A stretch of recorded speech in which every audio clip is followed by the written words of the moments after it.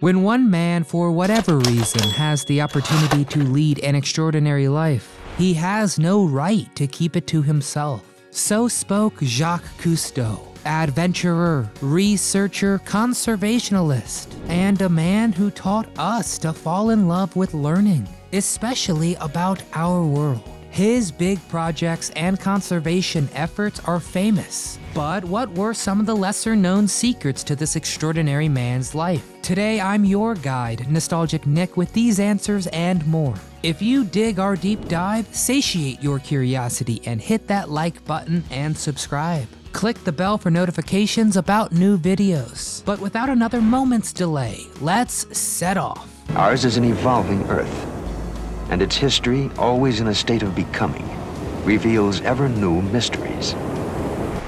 Childish imagination. It was quite literally a different world when Jacques Cousteau was born back in 1910 in a very communal corner of France. Most of the world map was complete, but there were some big question marks still hanging around.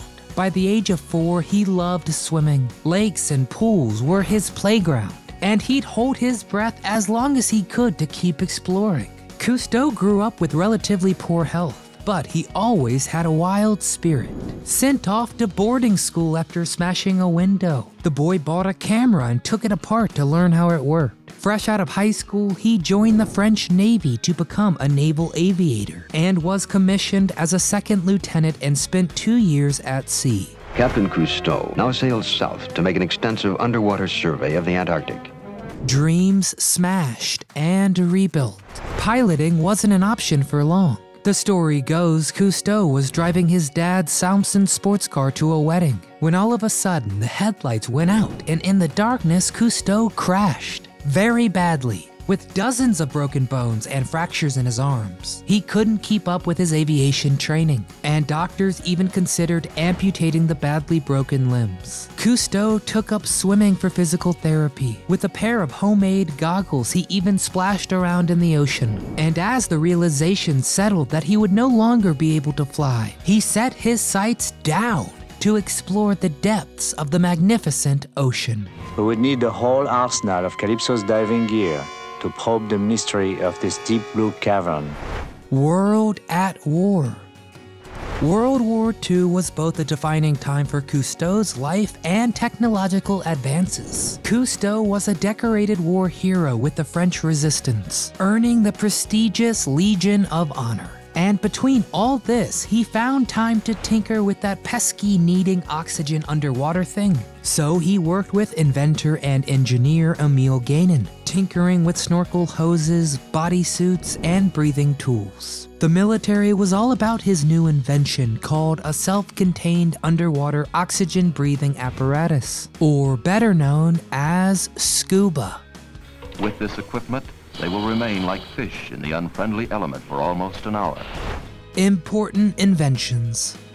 Now keep in mind that Cousteau was never formally trained for this. It wasn't his dissertation at college, he wasn't a scientist or researcher at the time. It was a childhood infatuation that always guided the innovator. The early tank models didn't have anything to compress or regulate air, so it was only good for shallow dives, until Cousteau and Guénin created the demand regulator. So now, finally, divers could account for the pressure pushing outside their bodies and the air pressure in their lungs. But that wasn't all. They made a set of 3 tanks attached to the regulator, and this became the Aqua Lung. But Cousteau has a giant closet of inventions to his name. Now that people can dive deeper, they needed recording gear. Cousteau invented a submersible camera that could withstand the water pressure. And this development helped him make his legendary documentaries, 18 Meters Down and Shipwrecks. Other cool Cousteau creations include diving saucers, the oldest scientific submersible still used today, and the underwater scooter. Using state-of-the-art technology, he let us peer into unknown deep-sea kingdoms. Trouble in paradise. Somehow, Cousteau still had time for a social life, and that saw him fall in love with Simone Melchior, an explorer in her own right and the first woman scuba diver and aquanaut. They got married in 1937, and here was a couple on equal footing. She was a valuable business partner who sold her family jewels for funding, and was nicknamed the Shepherdess for basically keeping the team on track. They had 2 sons and stayed together until her death in 1990 from cancer. A love story for the ages, right? Well, Cousteau always taught us there's a lot going on under the surface. And a year after Simone died, Jacques admitted that he had a long-term affair with Francine Triplet. And they also had 2 kids, all while he was married to Simone. And so Cousteau now married Triplet, who is still alive today and serves as president of the Cousteau Society. Calypso. A name with a lot of mythical weight behind it, and a huge part of Cousteau's legacy. Calypso was originally a minesweeper. And do you know who else was passionate about the ocean? Thomas Guinness, of course. And Guinness was friends with Jacques Cousteau. The beer czar secured the vessel and lent it to Cousteau for 1 franc a year to help with his work. Cousteau converted it into a floating research vessel, complete with a lab for aquatic field work and a full research crew. Their first voyage together was to the Red Sea, and she's been crucial in all his filmmaking endeavors. But life was not always glamorous for Calypso, and in 1996, a barge rammed into her and she sank. She's going to sink, Captain. When a crane pulled her up, she needed a lot of restoration. But first, a battle over who owned it and who could make those decisions, which was more time for her to fall apart. Before finally, in 2016, that restoration finally began, and it heated up fast. Too much though, as in 2017, she caught fire. But Francine Triplet was on the case and vowed, quote, "For all of those who share the hope of seeing this ship rebuilt, I want to succeed." Fidel friendship.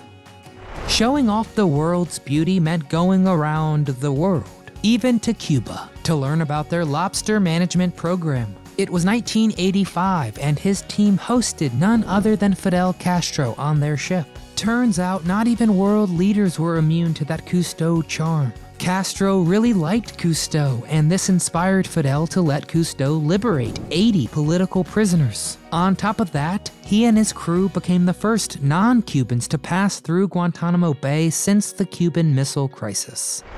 You're a star.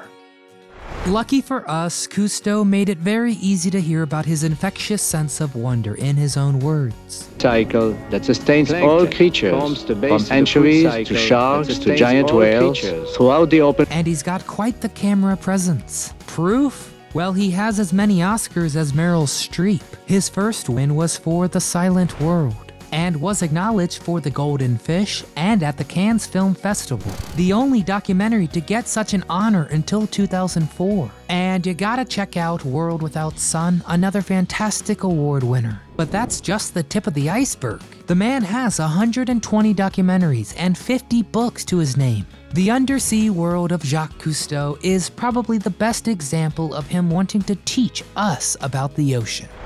Revolutionary advocacy. The best way to get people interested in something is putting a face to it. Give us some footage of what's going on. Marlon Perkins did so with Wild Kingdom, and Cousteau led us to the deep, teaching us about the ocean. Thanks to Cousteau's team, we have underwater archaeology, which helped us find a Roman shipwreck. And the Titanic Historical Society asked him to search for the Britannic, now a sacred war grave for Britain. As Cousteau became more famous, so did his work. The Cousteau Society quickly gained over 300,000 members around the globe, which gave him a perfect platform to persuade more and more people to protect the planet, as well as endangered species. His record wasn't always squeaky clean. It said that some sea life got injured by Calypso, and once when sharks tried to feed on an injured baby whale, his crew attacked the sharks. But he was also a man of action, teaming up with other visionaries to stop the French government from dumping nuclear waste into the ocean. Jacques Cousteau taught us that instead of fighting nature to survive, we have to protect it. He was a man who knew his passion and chased it. and wanted everyone to understand how incredible our world is. He laid the foundation for the whole field of marine archaeology that's only possible thanks to his inventions. And he taught about the ocean's importance right up until his death in 1997 from a heart attack. The great teacher was 87 years old. These encounters merely heighten our expectations and add to our curiosity about the sea.